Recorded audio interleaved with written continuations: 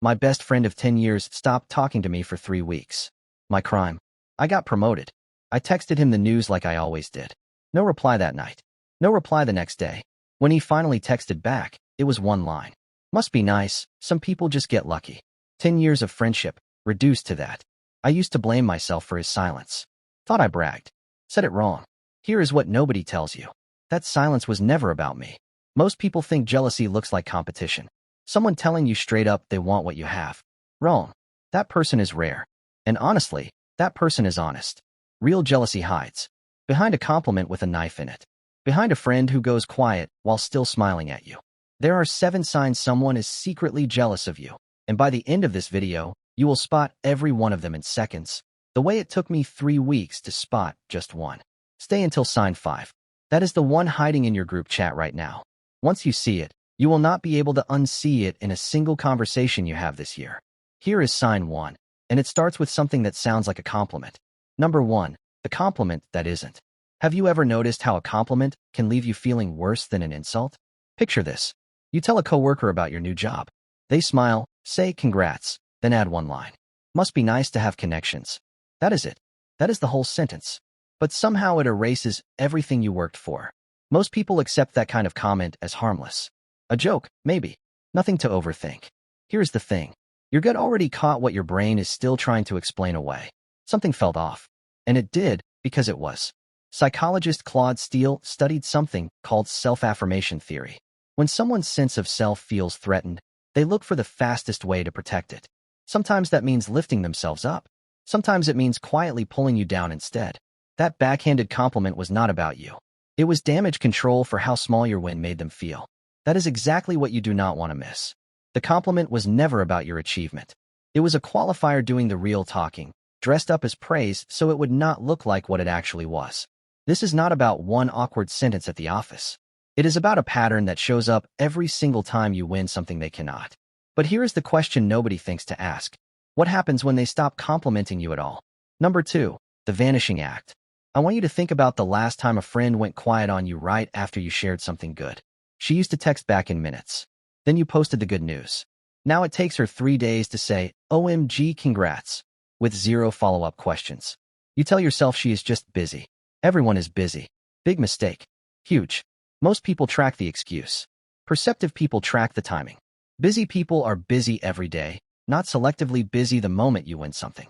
Psychologist Leon Festinger built social comparison theory around one simple idea. People measure their own worth by looking sideways at others, especially the people closest to them. Your best friend is not comparing herself to a stranger's success. She is comparing herself to yours. Proximity is what makes it painful. You are not some distant influencer online. You are the mirror standing right next to her, reflecting a version of life she has not reached yet. Here's what that looks like at work. A coworker gets the promotion you both wanted. The other one still says good morning, still sits at the same desk. But somehow, every conversation gets shorter. That is exactly what you want to watch for. Not one slow reply, not one distracted afternoon. The pattern, stretched across every win you have from now on. Sign 3 is even sneakier, because this person will still show up. They will just show up differently. Number 3, the mirror move. Have you ever noticed someone start showing up to your gym, wearing your style, using your exact phrases, right after people started noticing you? Picture this. You switch careers. 6 months later, you are getting attention for it. Promotions, recognition, people asking how you did it. Then your friend, the one who never mentioned this industry before, suddenly, always wanted to try it too. Most people call this flattery. Imitation is the highest form of it, they say. Here is what actually happens when someone copies you like this. It is not admiration. It is competition wearing admiration as a disguise. Mirror neurons in the brain fire when we watch someone else's success up close, almost as if we are living it ourselves. That is fine, on its own. But psychologists studying identity, threat, found something sharper underneath it. When someone's sense of self feels outperformed, copying becomes a shortcut. Not to genuinely connect with what you built, but to close the distance between your life and theirs, fast, without doing the harder work themselves. Think about it like this. If they truly admired your path, they would ask you questions. Instead, they quietly become you. This is not about what you do anymore. It is about who you are becoming, and someone else trying to skip the line to get there too. But copying is loud. What if they do something so quiet, You don't even notice it for months. Sign 4 is invisible, and by the time you see it, you are already out of the group. Number 4. The invisible wall. Have you ever found out about a hangout after it already happened, when you would have obviously been invited to before? Picture this. You land a big opportunity. Everyone knows. 2 weeks later, you see photos from a dinner. Half your friend group was there. Nobody mentioned it to you. No fight happened. No explanation given. Just silence, and a group photo you were not in. Most people chalk this up to oversight. They probably just forgot. Here's the thing. One missed invite is an accident. A missed invite that lines up perfectly with your biggest win is not. Psychologists studying in-group and out-group behavior found something uncomfortable about envy. It does not always show up as hostility. Often it shows up as distance, quiet and unconscious.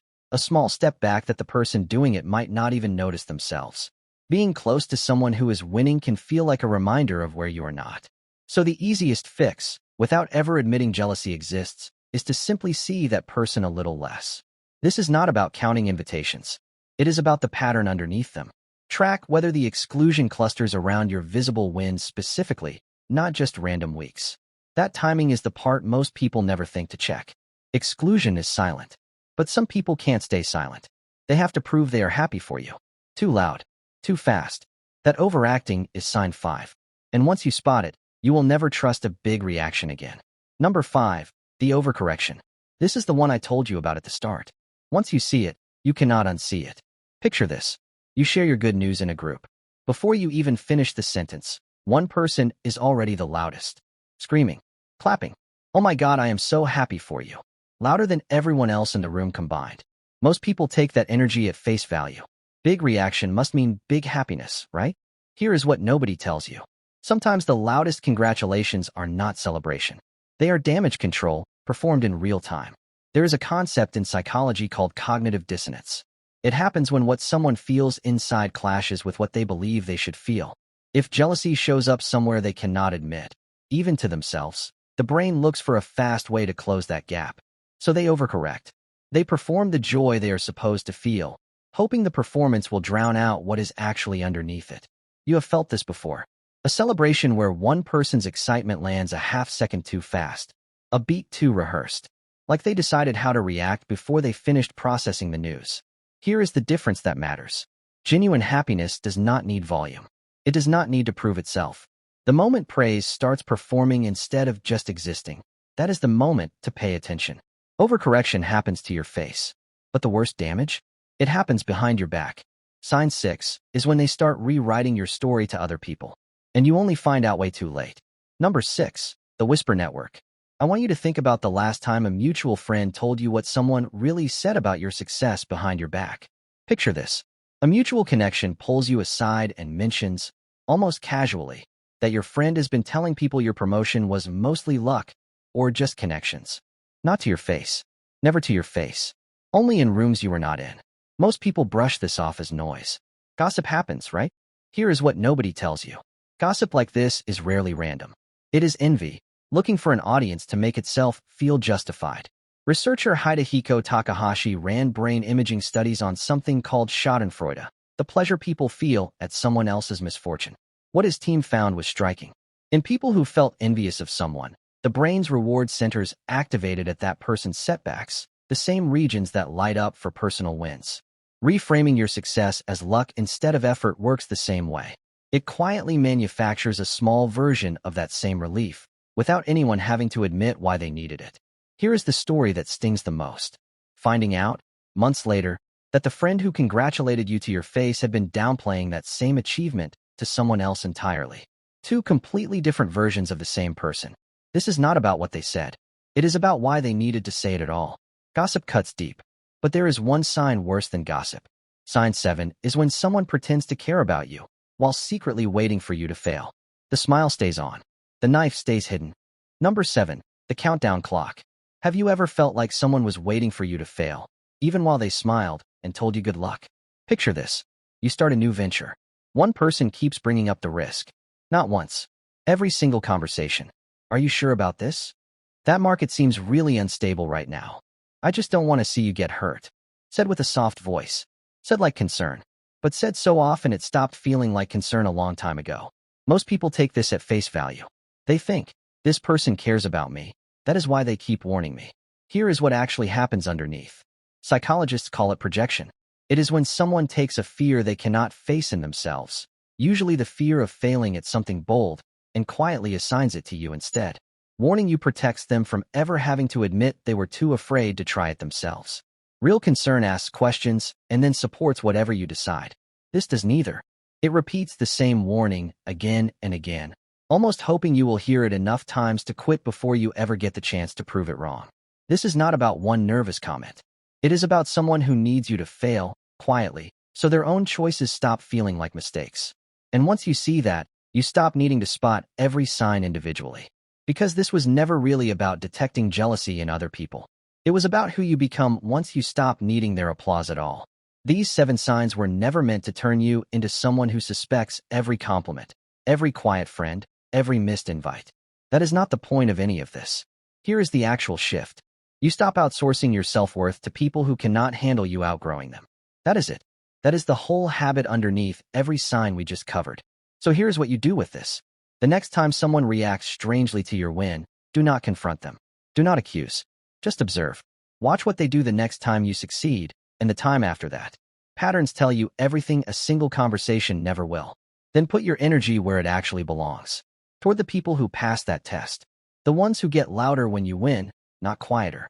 Those relationships are rarer than you think. Protect them. This is not about who you do not trust anymore. It is about who you are becoming when their opinion stops running your life. Comment which sign hit closest to home. I read every single one.